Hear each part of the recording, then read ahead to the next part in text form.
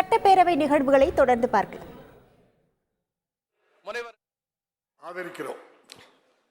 அந்த வார்த்தை வேணும் ஐயாவுக்கு.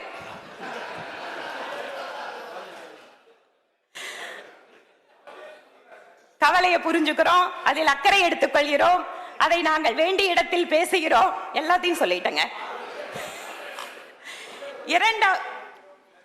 இரண்டாவது தீர்மானத்தை பொறுத்தவரை உலகத்திலேயே மிகப்பெரிய ஜனநாயக நாடு, அதிலும் சட்டப்பேரவையில் அமர்ந்திருக்கக்கூடிய நாம் அத்தனை பேரும் பெருமை கொள்ளக்கூடிய விஷயம், நாம் மக்களுடைய பிரதிநிதிகள். ஒவ்வொரு வாக்குச்சீட்டிற்கும் என்ன மதிப்பு என்பதை சாதாரண மனிதர்களை விட நாம் அதிகமாகவே புரிந்து கொண்டிருக்கிறோம். நம்முடைய ஆரம்ப கட்டத்தில் 1952 நடந்த பல்வேறு பொது தேர்தல்கள், சட்டசபை தேர்தல்கள், இதிலெல்லாம் பார்த்தீங்கன்னா அன்று நடைபெற்ற தேர்தல் முறை என்பது சிறிது சிறிதாக சீர்திருத்தம், காலத்திற்கேற்ப மாற்றம், இவையெல்லாம் நாம் கடந்து வந்திருக்கிறோம்.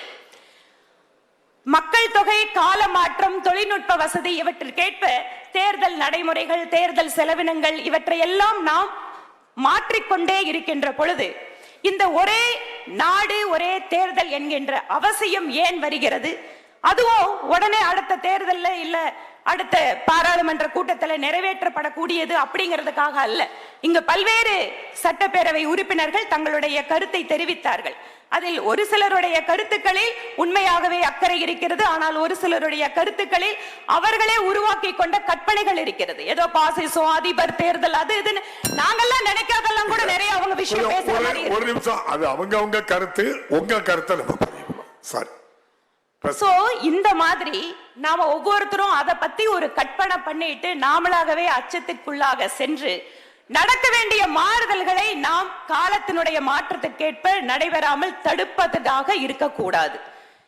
இப்ப அமைத்திருக்கக்கூடியது ஒரே நாடு ஒரே தேர்தலுக்காக ஒரு குழு அமைக்கப்பட்டிருக்கிறது, முன்னாள் நம்முடைய ஜனாதிபதி அவர்களுடைய தலைமையிலே. இந்த குழுவிலே யார் வேண்டுமானாலும் தங்களுடைய கருத்துக்களை, இதை எப்படி நடைபெறலாம், எப்படி சீர்திருத்தம் செய்யலாம் என்பதை பற்றி ஒவ்வொரு அரசியல் கட்சியும் அங்கே தெரிவிக்கலாம். அதற்கான வாய்ப்புகள் உண்டு. அப்படி இருக்கின்ற பொழுது இதுல உள்ளாட்சி தேர்தலையும் இதுல சேர்த்துறவங்க அப்படிங்கிற மாதிரியான தீர்மானத்தில் இருக்கு. இது உள்ளாட்சி தேர்தல்களுக்காக அந்த குழு அறிவிப்பில் அந்த மாதிரி ஒரு வார்த்தையே இல்லை. முழுவதுமாக பாராளுமன்ற தேர்தல், மாநில சட்டசபைக்கான தேர்தலுக்காக மட்டும்தான் அது குறிப்பிடப்பட்டிருக்கிறது.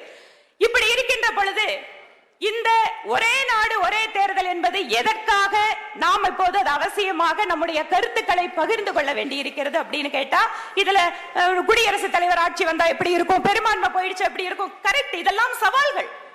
இந்த கேள்விகள் எல்லாம் வரக்கூடிய காலத்திலையும் வரும். ஆனா இன்று நாம் பார்க்க வேண்டியது என்ன? இப்ப கூட இந்த பட்ஜெட் கூட்டத்தொடரை நாம பாராளுமன்ற தேர்தல் வரதுனால நடத்த முடியல. இன்னொரு பாருங்க, இன்னும் மார்ச்ல இருந்து பாத்துட்டீங்கன்னா 3 மாச காலம் பாலிசி பேரலைஸ். அரசாங்கத்தால முடிவெடுக்க முடியாது, மக்களுக்கான நலத்திட்ட பணிகளை மேம்படுத்த முடியாது. இந்த தீர்மானத்தின் வாயிலாக என்ன சொல்ல வேண்டும் என்று நினைக்கிறோமோ அதை சொல்வதற்கான வாய்ப்பை ஏற்கனவே மத்திய அரசு உருவாக்கி கொடுத்திருக்கிறது. இதற்கும் மேலாக எங்களுடைய சட்டமன்ற குழு தலைவர் திரு நயினார் நாகேந்திரன் அவர்கள் எனக்கு ஒரு குறிப்பினை கொடுத்திருக்கிறார். அதாவது தமிழகத்தினுடைய முன்னாள் முதல்வர் கலைஞர் கருணாநிதி ஐயா அவர்கள் நெஞ்சுக்கு நீதி புத்தகத்திலே பாகம் 2 273வது பக்கத்திலே ஒரே நாடு ஒரே தேர்தல் கொண்டு வருவதற்காக தன்னுடைய ஆதரவான கருத்துக்களை எல்லாம் தெரிவித்திருக்கின்ற இந்த சூழலில் அந்த கருத்துக்களையும் மாநில அரசு எடுத்துக்கொண்டு இந்த தீர்மானத்தை எந்த இடத்தில் நாம் அந்த கருத்துக்களை கொடுக்க வேண்டுமோ அந்த குழுவிற்கே நேரடியாக ஒவ்வொரு அரசியல் கட்சியும் கொடுக்க வேண்டி இருப்பதால் இந்த தீர்மானம் அவசியமற்றது என பாரதிய ஜனதா கட்சி சார்பில் நாங்கள் தெரிவித்துக் கொள்கிறோம். செய்திகளை உடனுக்குடன் தெரிந்து கொள்ள உடனே சப்ஸ்கிரைப் பண்ணுங்க.